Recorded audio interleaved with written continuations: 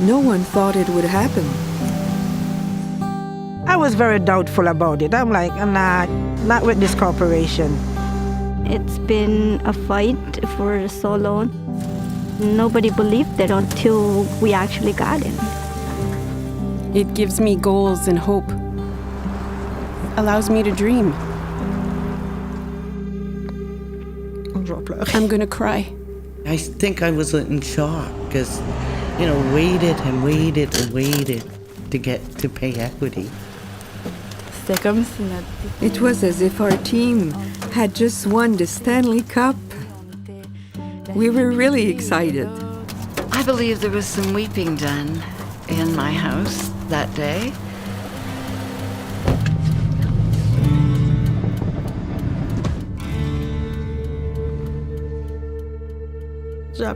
I called my little sister and told her, we won. For me, it was like no more hardship. I've had so much. Pay equity is a game changer for women workers. It was as if they'd given me the moon.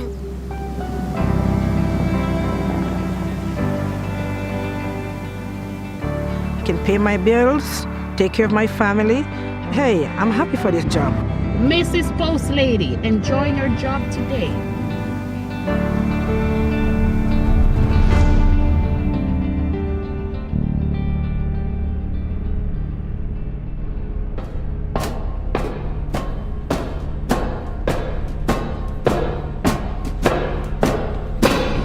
If we were to have these people pressing for unions, the next step would be for the union to press for equalization of work.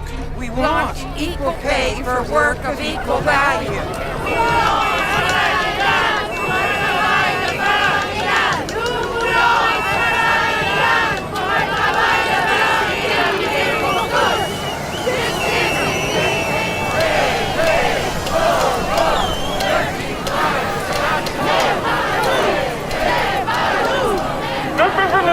About fundamental rights for working people to use their collective strength to win justice and dignity in their working lives. At some point, the government is going to have to come to terms with collective bargaining rights for rural and suburban mail couriers. Because we will win that right.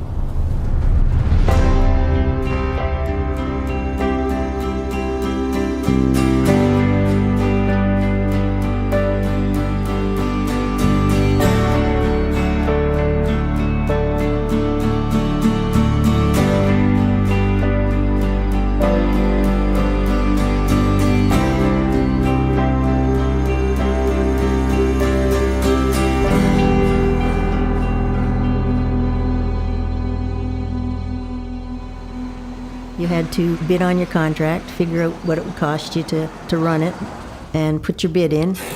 The contracts were for 5 years. When I started, if they were happy with your performance, they would just automatically renew the contracts. But that came to an end. And every time the contract came up for renewal, there was always a magical person out there. We would write for our raise, and you couldn't get one. They said, well, I shouldn't tell you this, but I will because I like you. They bid a little bit less than you. Someone could come in and underbid you, and when your contract come up, because it was annual, and you lost your route. And they would write back, well, if you don't like it, quit. That's right. No one is forcing anyone to do this job. Canada Post respects and values. Oh my, good glue. The women and men.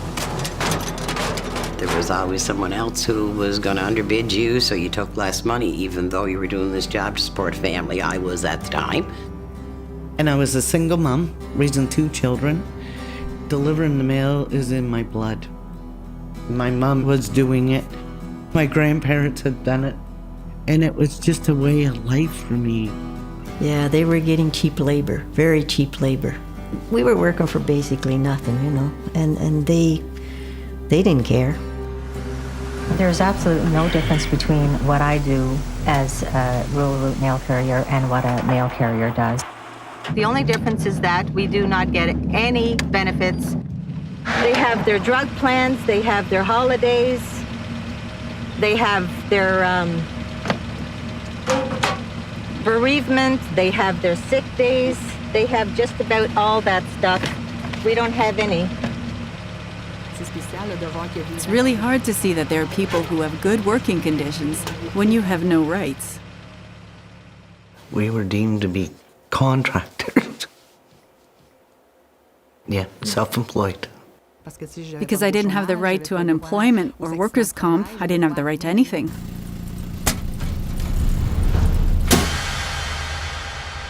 I thought, oh, I've had enough of this. So I thought, just write a letter and see what happens. I'm writing to see how the rest of you feel about the way things are with the job.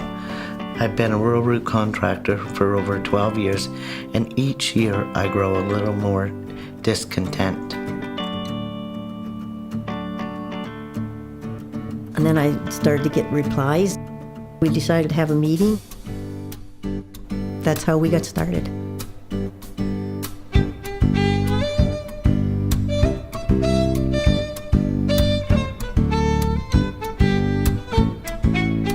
We didn't want to organize. We just wanted to have a decent wage. But they forced us to organize. They just wouldn't listen to us.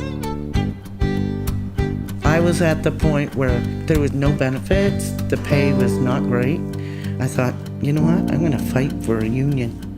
The only way we're gonna get ahead is to fight for a union. Our hearts are broken. It's time we've spoken. Equal pay for equal value. Our hearts are broken. It's time to be spoken. Equal pay for equal value. It was a risk. Walking out on the job for one day just. You were a contractor, and if you didn't cover your job that day, you could just be fired. Immediately. You're done. Lots of fear that you were going to lose your contract if Canada Post found out that you were getting involved with the union. Well, because they don't have a heart. Canada Post doesn't have a heart, so we just thought we'd go on Valentine's Day.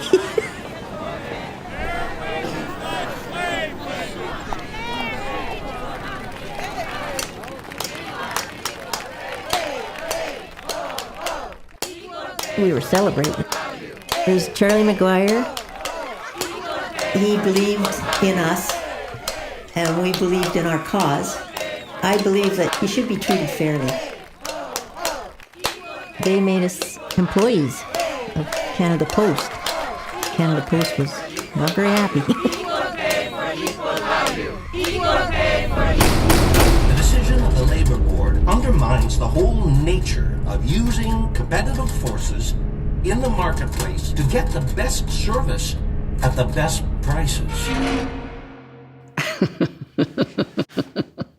It shook them to their core, their little capitalist core, apparently.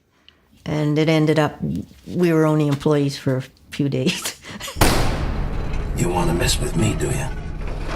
Come on. Come on. We knew they had power and we didn't have any.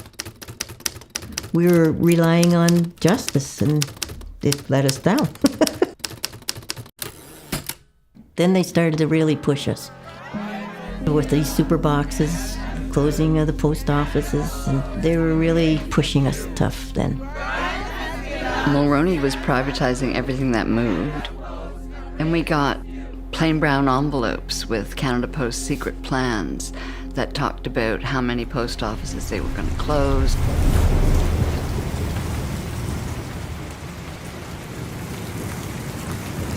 We didn't know where to go or what to do.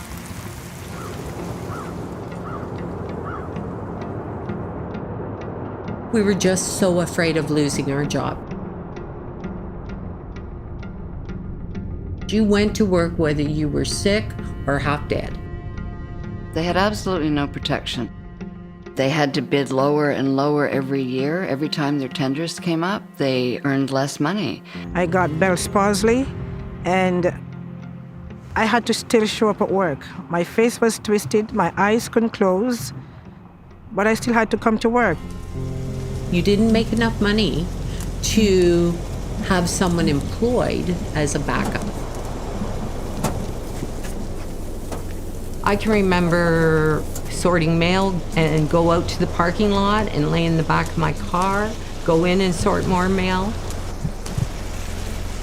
I finished the mail and was in the hospital at approximately 3 o'clock. I had to undergo surgery and had a miscarriage. My father had a massive heart attack and passed away. My mother was a contractor. She had no one to replace her. And I helped her deliver her mail the day of my father's funeral. Now, we had to be at the funeral home at 1 o'clock, and we finished the route at 12:30 to go to my dad's funeral. It was one of the hardest things that I had to go through, was delivering mail and helping my mom on the day of my father's funeral. The next day, we both went back to work. There was no bereavement leave. We both had to go to work. We had to do our route or else we wouldn't have had a job. Ha! People are beating down our door to do rural route contract work. Every time a route comes out for bid, we get an average of 6 people bidding on it. Relying on the courts in any struggle for workers' rights is always part of the struggle, but it can't be the only struggle. It's part of any campaign. Down with privatization! Down with privatization! In the case of the rural and suburban mail couriers, they were let down constantly by the courts. Down with privatization! Down with privatization! So at some point you've got to decide that you've got to look at other tactics. No to minimum wages! No to minimum wages! No to minimum wages! No to minimum wages! No to minimum wages! No to minimum wages! No to minimum wages! We had originally decided to do a traditional sign-up campaign where they'd sign cards and they'd commit to supporting CUPW. Organizing rural communities is very different. You couldn't ever go into one big place and make your speeches and say, okay, well, that's done. The rural route contractors, they rarely met one another. So the independence is a fiercely rural characteristic, but the counter to that is a lack of experience of the strength of collective action. I don't think we would have signed up anyone if the card said CUPW. They were afraid of unions. They were afraid of the employer. They were afraid of getting fired. They were afraid of being too public in their communities. They had lots of real fears. My advice was to have a separate organization, which became the ORRMC, which was partnered with CUPW. Cynthia had been the head of Rural Dignity, and she had such a good handle on how rural people organized and what brought them together.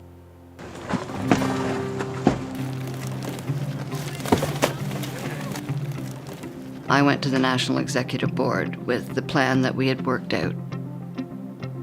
There was quite a bit of resistance.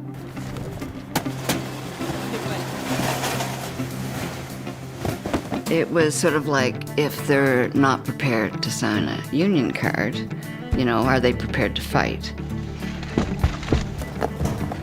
If they're not prepared to explicitly support CUPW, do we even want them?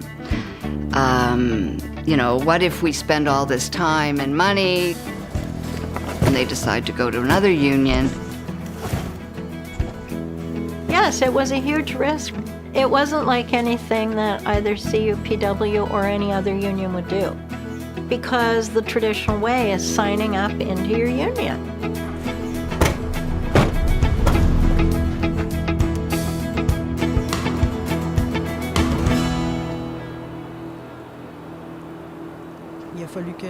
I had to go to the community service center several times to get financial help to be able to make ends meet at the end of the month. I worked long hours, trade routes to make less than what I'm making now. But with pay equity, that's no longer necessary. It's lifted a huge weight off my shoulders. They would have a partnership with CUPW. They would be supported financially. They had no money before. It turned everything around. I wasn't as scared. I was really pumped and ready to campaign to try and organize the couriers to become employees and fight the 13.5 law. We provided training for them so they could find that confidence and they could find those voices. We were learning and growing and developing ourselves.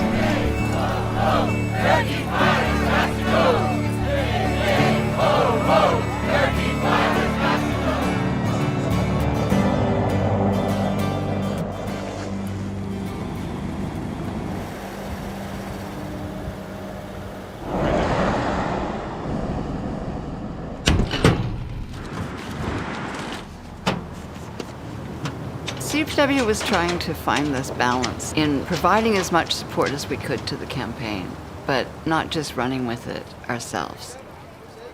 I was becoming an activist, which was something I didn't even know the word when I first went in there.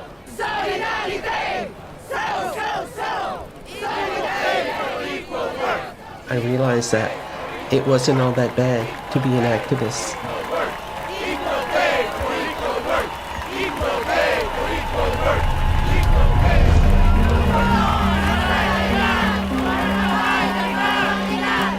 This was the turning point. I mean, 70% of us women and being treated as if we didn't count. We needed to publicize the fact that this was a group of women that were being discriminated against on the basis of their gender.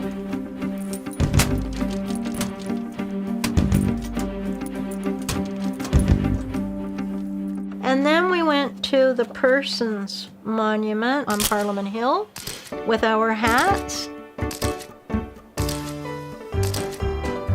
This was a group of women that loved doing stuff. And we stood with those over life-sized bronze sculptures. First judge, first senator, etc. We always wore those hats in our advocacy work. It just seemed to make so much sense. It was rural, it was women, and it was tied to the suffragettes. And it was fun. We liked wearing those hats. And yes, the men with the hats also. Justice and dignity for all.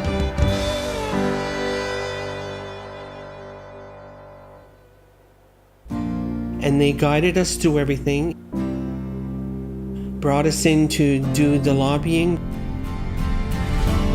My partner was diagnosed with cancer, and we went to Halifax for the surgery, and I was there 6-7 weeks.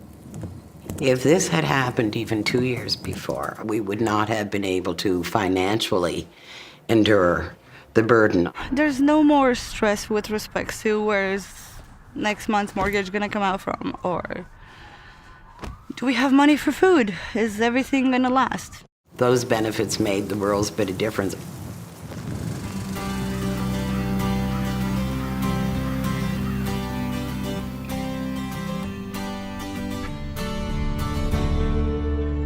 On my way for one of our meetings, I was reading the newspaper. It was a study by a couple of psychologists in the States, women, who were confirming what we already knew. Women get more radical as they get older, and what these women realized, there would be more women going through menopause in that decade than at any other time in history. Oh, the dreaded mass menopause. That is the kind of thing that this group of women would do. So they predicted great unrest as all these women challenged the status quo. Once they found their voices, they got incredibly brave and cheeky. So clipped it out, brought it in. We go in the meeting with Canada Post. There's President Willett with his henchmen. They're all guys. And here we were, probably 5 of us, all women. The employer never knew how to take it. They weren't used to women coming in wearing suffragette hats and threatening them with mass menopause and social upheaval. So we flapped our copies and said, "Gentlemen, something for your weekend reading. Look at our faces." Oh yes, we all had fans because we were all of a certain age. So we weren't making this up. The headline just supported our reality.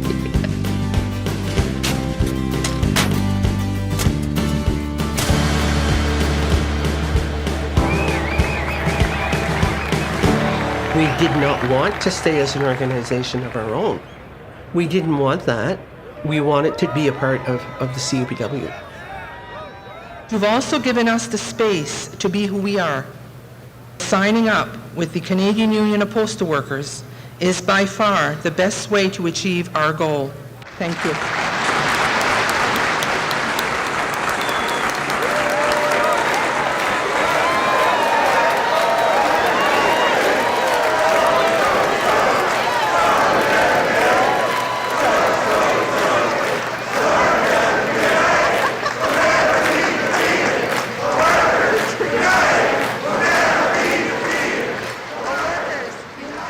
We took the whole convention out into the streets.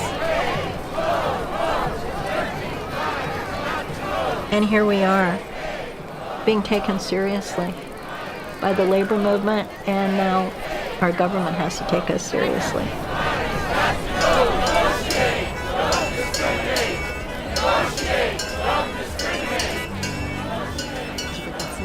I was part of the 2002 organizing campaign to have couriers sign union cards in order to obtain employee status. This was the signing of the cards. This was at the PEI Bridge. It was bridging the gap between the letter carriers and the RSMCs. We heard a lot of stories, disturbing stories. And that situation motivated us even more to fight to make progress.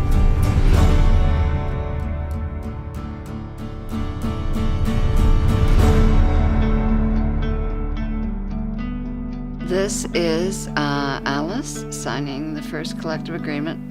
I'm watching them sign that first collective agreement. It's a historic moment.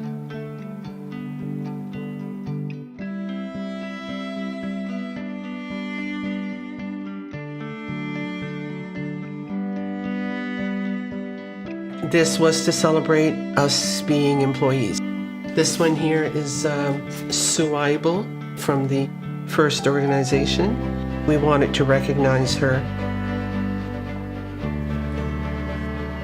Being recognized as employees gave us the right to unemployment insurance and workers' comp. It gave us a pension plan. It gave us protection, because before people had to bid to get work to get their contract back. So now this being recognized as employees guaranteed their job if all went well.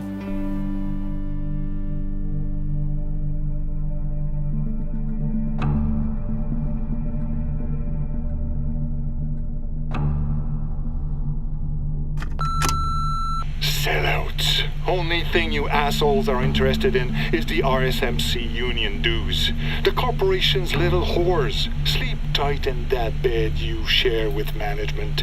The damage done will be catastrophic. One of the other things that CUPW had to consider is, like, here we were, a workforce that made decent money, had a good contract that we had fought for 35 years for.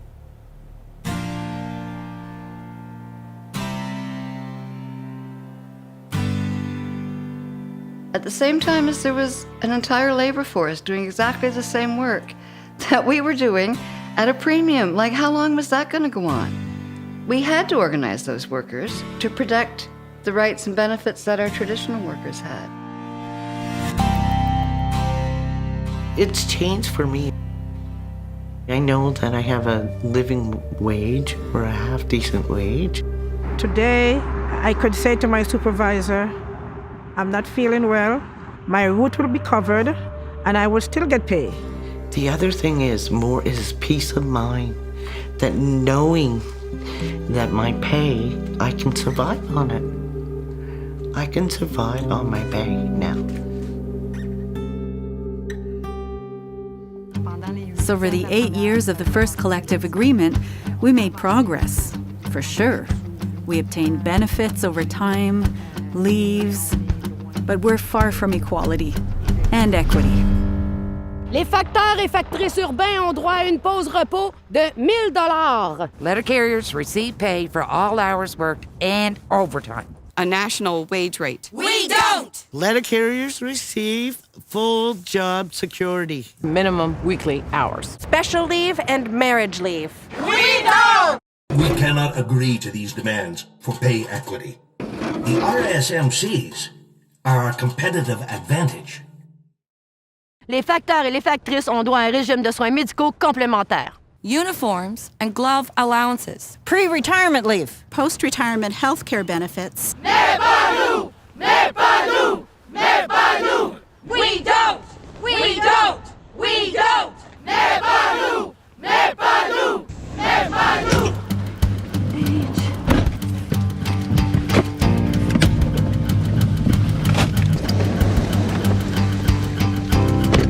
Mr. Postman.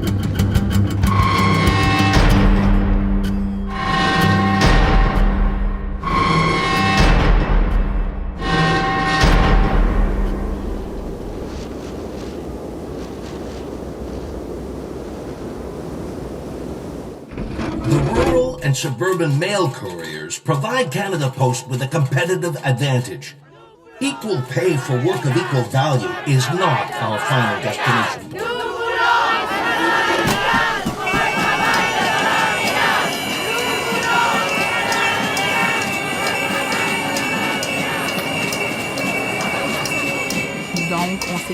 We agreed with the employer.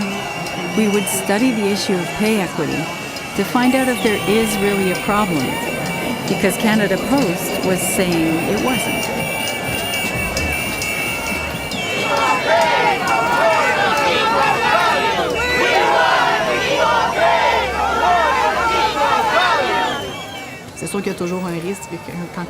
There's always a risk when you go to arbitration, but we were convinced that when you look at us working, if it weren't for the different color sweaters, because RSMCs have red sweaters and the urban carriers wear blue ones, you can't tell who is who. So we felt confident we could prove our pay equity position in arbitration.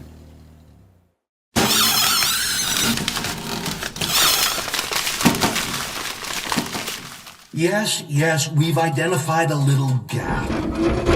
Our analysis shows the pay gap to be $10.2 million. They fought us right to the end, saying there's no difference between the two groups, so they didn't have to pay more to the women. The arbitrator agrees with Canada Post. There is a pay gap, but not the $10 million pay gap as calculated by Canada Post. The gap is actually $550 million. Canada Post's calculations are off by $540 million. Oh, an incredible moment. It shows that fighting is good. Do not sit down and take things. Fight for it. And from my background, from slavery days with my ancestors, if they did not get up and fight and give their lives, we would still be in slavery today. To read the decision by the arbitrator, it was fulfilling to see exactly what she thought of the corporation and their lies during the arbitration.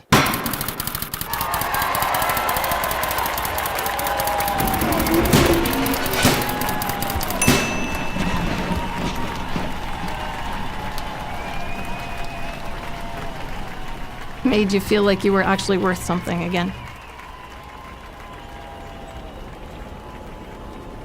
The work of rural and suburban mail carriers is of equal value to that of all letter carriers. I sometimes think about the nervous woman standing outside the meeting room, wondering whether to go in. I look at myself now, a capable woman with all sorts of new skills working for her union. A woman whose sense of justice has been strengthened by the overwhelming support she and other couriers have received. And some days it's hard to believe that I am that woman.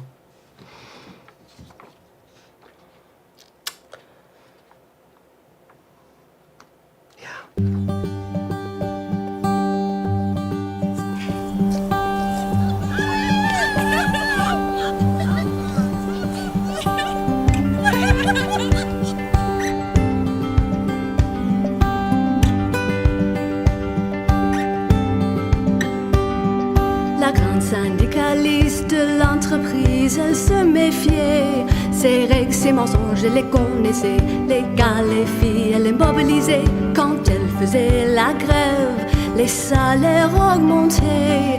Elle brandissait sa carte comme un bouclier. Et voici ce qu'elle disait: vous ne me faites pas peur, je reste fidèle à mon syndicat, à mon syndicat.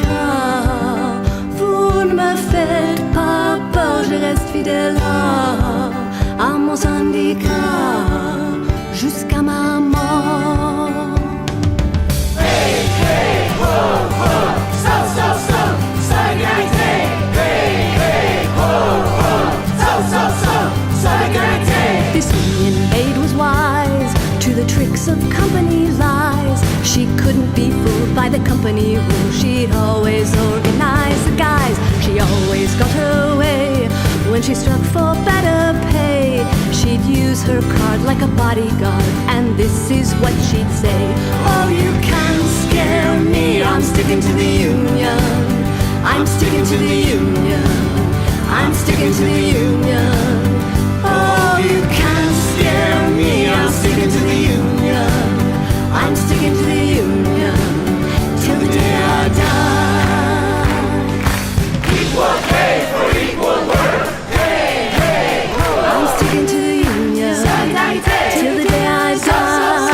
Solidarité.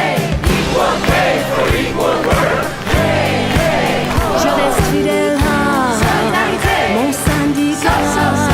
Solidarité. Equal pay for equal work. Hey, hey, ho. I'm sticking to the union till the day I die.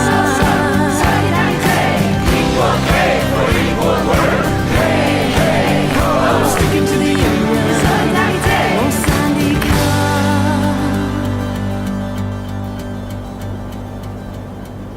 Pay equity is a matter of basic human rights. A matter of basic human rights.